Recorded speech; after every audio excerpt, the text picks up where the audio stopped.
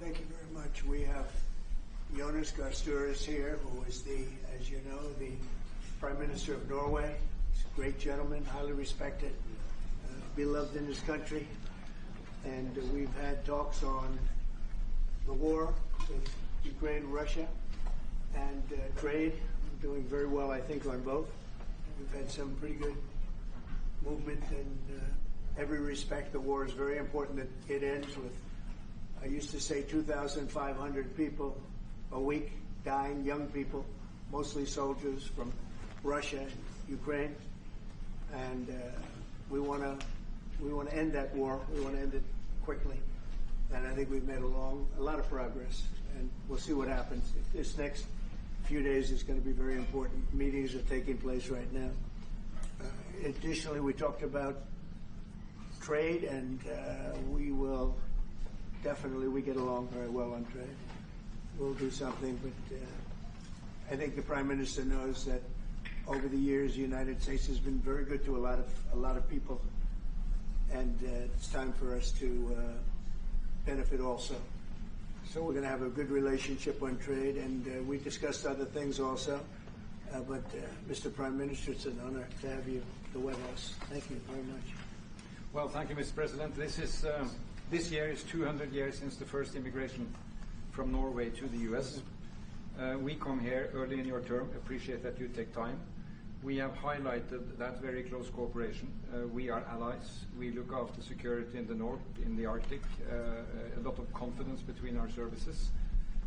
We have discussed in detail the war in Ukraine. I have saluted the President for his initiative to make progress towards something that can be a ceasefire and an end to this terrible conflict. It is a complex picture, but it needs political will and push, and we have exchanged ideas on that. And then I think the President and his team have been open to hear our perspectives. And on trade, we have also emphasized that we can benefit, both of us, by trading.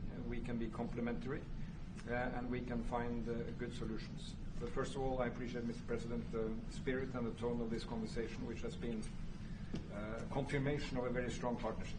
Thank you very much. Appreciate it. Any questions? Can I ask you Yes. first, Mr. President, have you spoken about the tariffs that you want to impose on Norway? Is there a chance that you can lower We spoke about trade, and we understand each other very well. I think we'll have no problem. You think that you will get an agreement? I think we'll have no problem whatsoever with Norway. Mr. President, did you discuss a possible visit to Norway? Did you discuss a possible visit for President Trump to We Norway? didn't, but I love it. I mean, I've been there, and it is a beautiful place. They have. But I told the President that, he is receiving us early in the term. He's welcome to visit Norway. We would like to have him, and it will be another way of emphasizing this strong friendship. Mr. President, Norway has been a staunch supporter of Ukraine since the Russian invasion in 2022.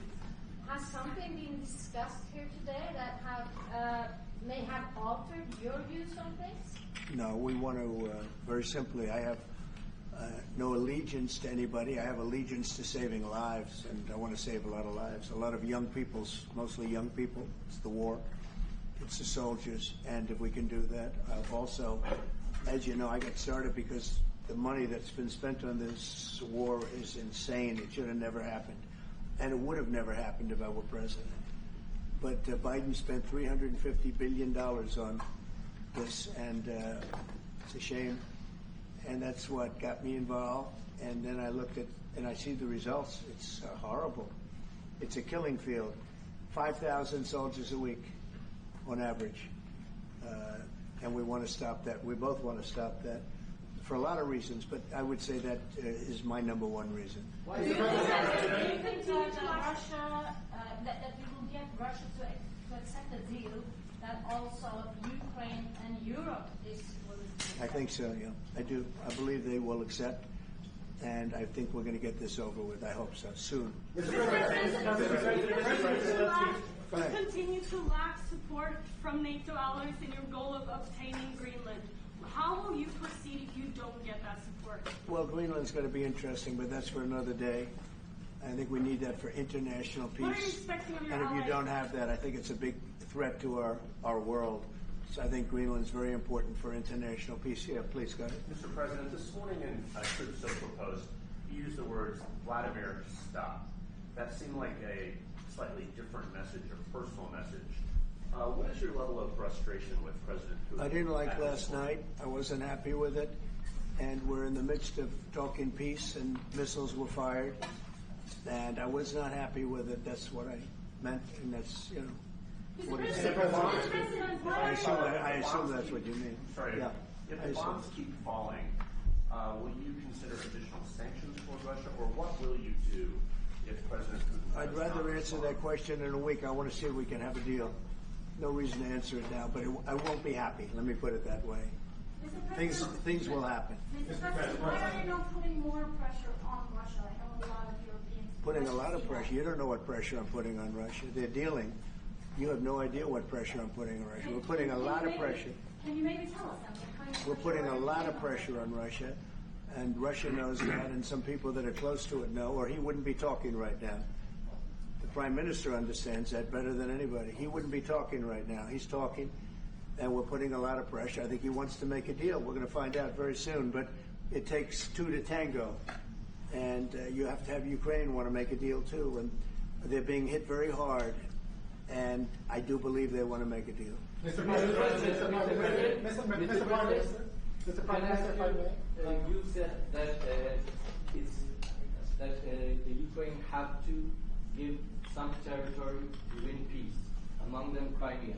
Do you stand by that? And I know that the former NATO General Secretary today has told me that he does not agree, and he believes in territorial integrity of the Ukraine. How will you deal with that with your allies? And do you stand by that Ukraine have to give? Former Secretary General happens to be right here, so they can't put words in his mouth. He's been a great general, frankly. It was because that's what you are. Really, you're a general. But he's been a great Secretary General. We had a tremendous relationship, very successful, and I think he could speak for himself. He's right here. But do you still agree that Ukraine have to give some territory away to win peace?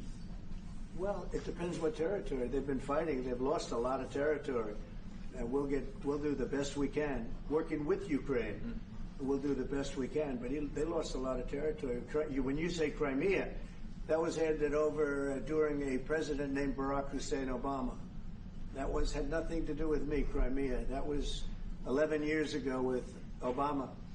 And they made a decision. There wasn't a bullet fired. There was no fighting. There was no anything. They just handed it over. Now they say, well, can you get it back?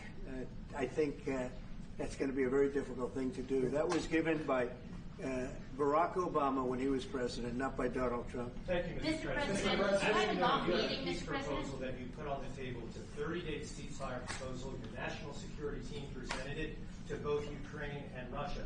2 months ago, Ukraine agreed to that ceasefire proposal. Immediately, Russia has not. And my question is Russia the obstacle to peace based upon that, just getting to that 30-day ceasefire? I don't think so. I think that they both want peace right now. They're ready to do something. We'll see what happens. Complicated, very complicated. But I think they are both very much looking to make a deal. Marco, what would you say? Well, first of all, what was put before our partners was options to discuss about things that it would take to end a war. This war is endable. Both sides just have to agree to it. We've shown them a pathway forward. We've discussed those ideas. It was a good meeting yesterday. There'll be good meetings over the weekend. We've shown them the finish line. We need both of them to say yes. But what happened last night with those missile strikes should remind everybody of why this war needs to end. It's horrible those missiles landed. What's even worse is there are today people that were alive yesterday that are not alive today because this war continues. And the president wants to stop it. And everyone should be thanking the president for being a peacemaker and trying to save lives. That's what we're trying to do here. It's not our war. We didn't start it, as you know. But we're trying to end the dying. We're trying to end the destruction. And We've shown the path forward. We can see the finish line, but both of them have to get there. We're going to do everything we can to help them get there, but they have to ultimately say yes. And we are using a lot of pressure on both. You know, if you think we're just in there because we're nice people, and we are nice people, but we're using a lot of pressure on both. What concessions, Mr. President, and to your national security team, what concessions has Russia offered up thus far to get to the point where you're closer to peace? Stopping the war, stopping taking the whole country. Pretty big concession. Mr. President, if you are going to take down the tariffs, what do you want Norway to buy more of from the U.S.? To buy more? Well, you don't need snow. You don't need skis. You don't need ski champions either, right? You have a lot of them.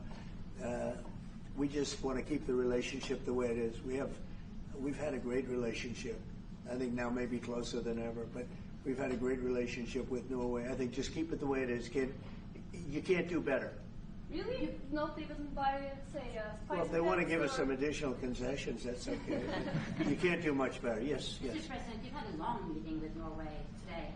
You said that Norway is doing a lot of things right, but on the Ukraine, if I can ask both you and the Prime Minister, did you find common ground today on Ukraine and the peace plan? Totally. It's totally common ground.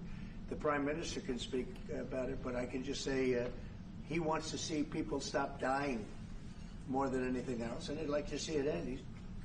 He's going to help us end it. Mr. President, can I say that to move towards an end of this war, U.S. engagement is critical, and President Trump made that possible. That is clear. That is obvious. It's really happening. Now, the important thing is that both parties have to know that they have to deliver, and they have to feel the pressure to deliver. Ukraine is under attack. They are defending themselves. Lives are being lost. And we believe very firmly that there needs to be a ceasefire, the initiative taken by the U.S. Some time ago. It needs to be respected. And then to move on to something which both parties can own. That is the complicated part in such a dramatic war. And here I believe Europeans and Americans working together, as we do much closer now. I salute the team of President Trump of being, open in that process. We had a good discussion on this today, and then we have to move on, and we cannot lose time because this is too much drama happening. One thing is people losing their lives, but it is a bad thing for Europe, and it's a bad thing for the world to having such a broad conflict going on. It can have ramifications far beyond Ukraine. Mr. President, Mr. President, I forgot my question. I wanted to ask about. It's all right. That happens. It happens sometimes, yeah. No, Mr. President, I wanted to ask about the. Well, actually, Zelensky has said that he wants more Patriot missiles. So far, there has been no response from the United States. If you, as the United States, decides to pull out of negotiating for peace, trying to go for peace, does that also mean a no on Patriot missiles, a no on sharing intelligence with Ukraine? Let's see what happens. I think we're going to make a deal. And if we make a deal, that'll be wonderful. We won't have to worry about your question. You can ask that question in 2 weeks, and we'll see. But I think we're getting very close. The Prime Minister feels the same way, and we'll hopefully not have to answer that question. Mr. President, Norway is the third country to be officially invited to the White House after Liberation Day. Why did you invite Norway so soon to the White House? Because I like them.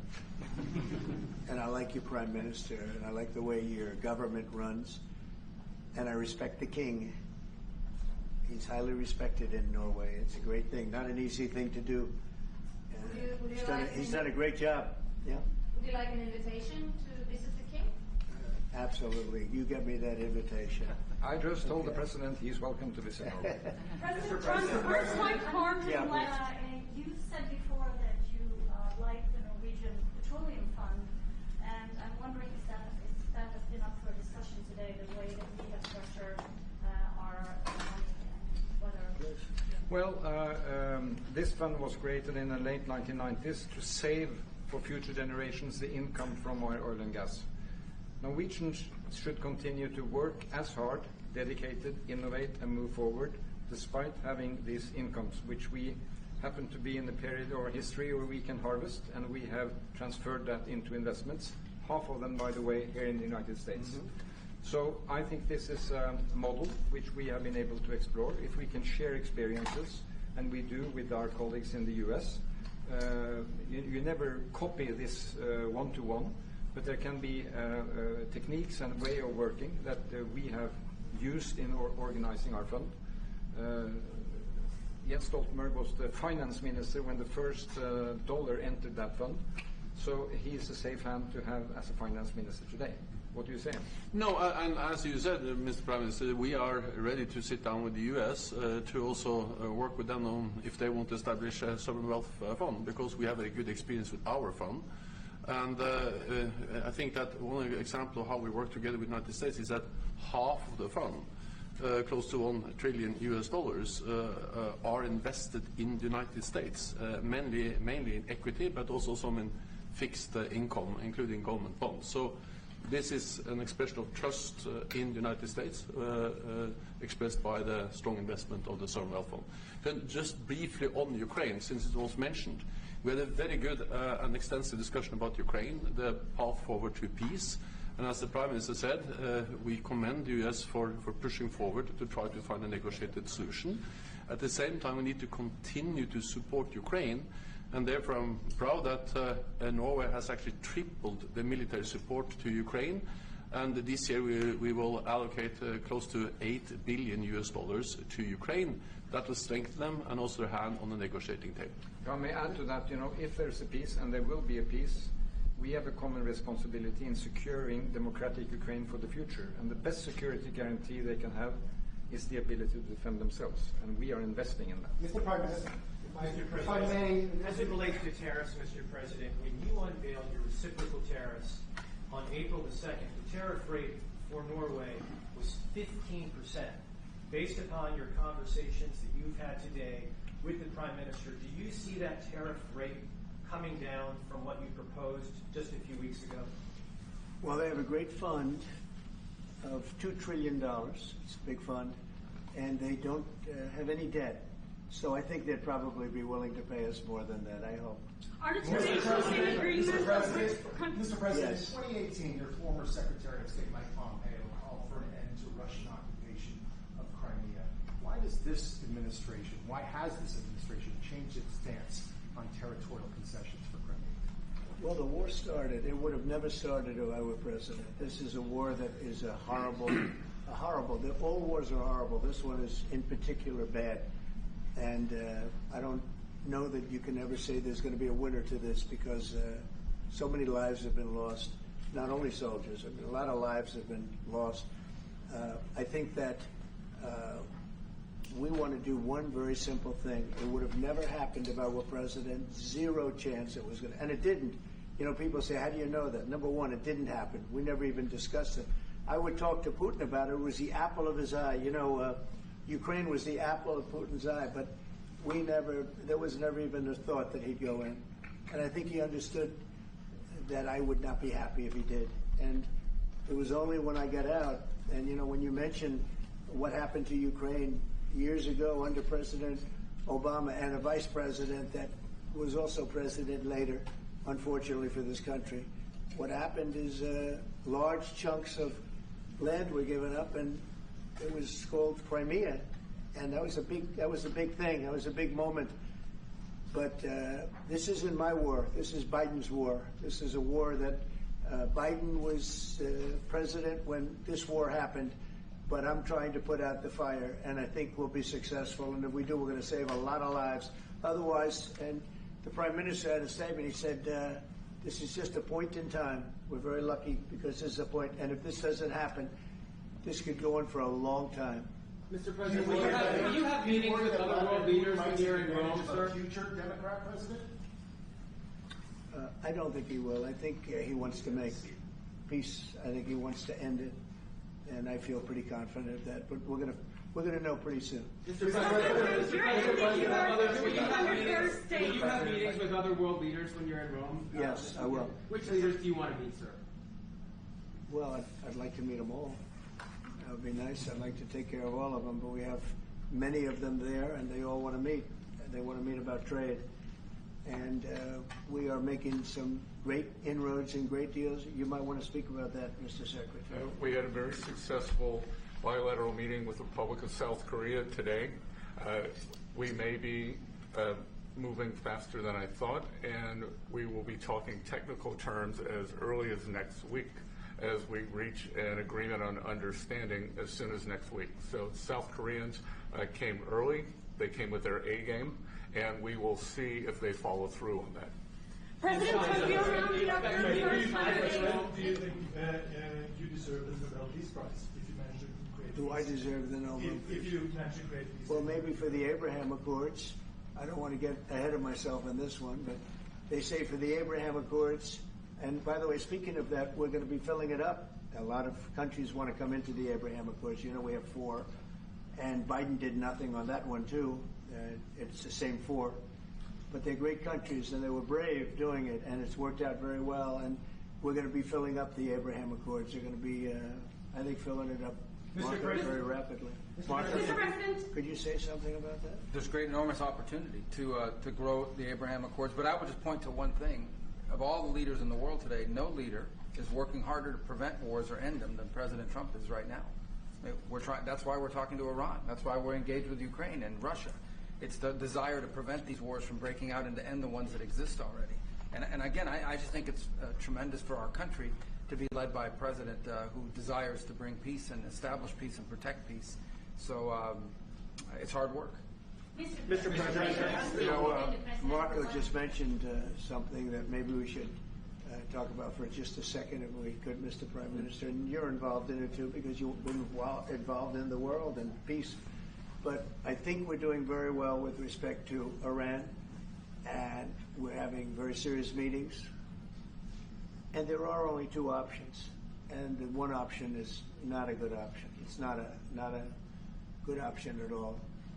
And I think we're doing very well on an agreement with Iran, but that one, we're doing a lot of things, I will say, but that one is well on its way. We could have a very, very good decision, and a lot of lives will be saved.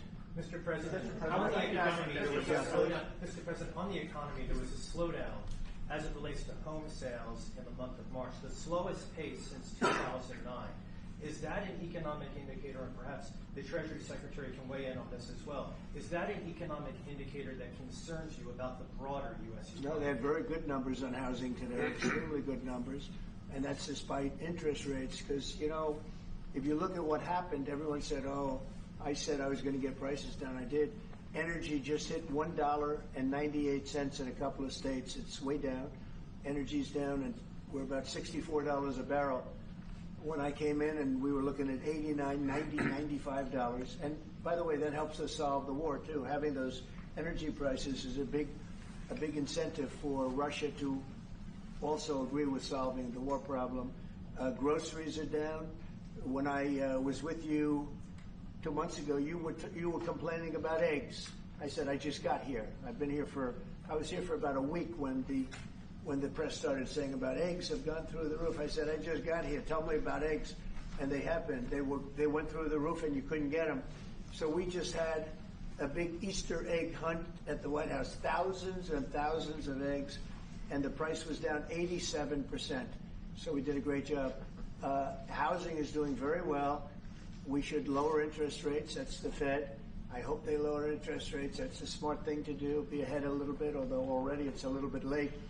But in the end, we just have a great country. We have a very strong country, and we have every other country. I can't think of one country that doesn't want to negotiate a deal. And they either negotiate a deal or we set a deal that we think is fair. Because we don't have to go through all of these. It would be physically impossible. You know, you have so many people that really understand it, which is a very small group of people here. And we are going to, at some point, just set prices for deals. Some will be tariffed. Some treated us very unfairly. They'll be tariffed higher than others. But we've been ripped off for many, many years. The United States has been ripped off like no country probably in the history of the world has been ripped off for 45, 50 years. And countries have gotten rich by doing that with the United States. We've taken care of their militaries, and military is another subject we talk about. We're not going to make that subject to any of the deals, but you know the same countries that I do where we virtually take care of their military and then don't get treated fairly on trade. So the people, and I don't blame those countries, I blame the people that sat at that beautiful desk right behind you, because those people didn't do the job for this country, and they let us lose $4 billion a day on trade. We were losing $4 or $5 billion a day on trade when I got here, and now we're going to be much better than breaking even, and we're going to be making $4 or $5 billion a day on trade. So, I don't blame any country, not the worst of them. And we were abused by countries. I blame the President of the United States that happened to be sitting when these deals were made. Disgraceful. When I was here, we had a great 4 years. We had the most successful economy in the history of our country, my first term. And we were very tough on trade. And with China, as you know, they paid hundreds of billions of dollars in tariffs.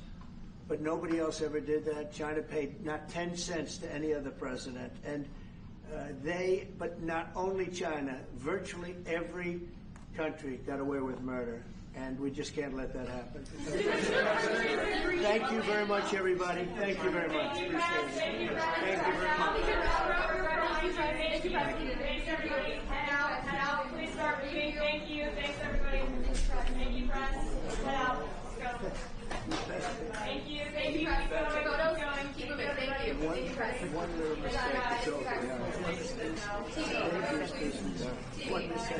Peter, out. Thank you. Sorry. I just finished. Thank you.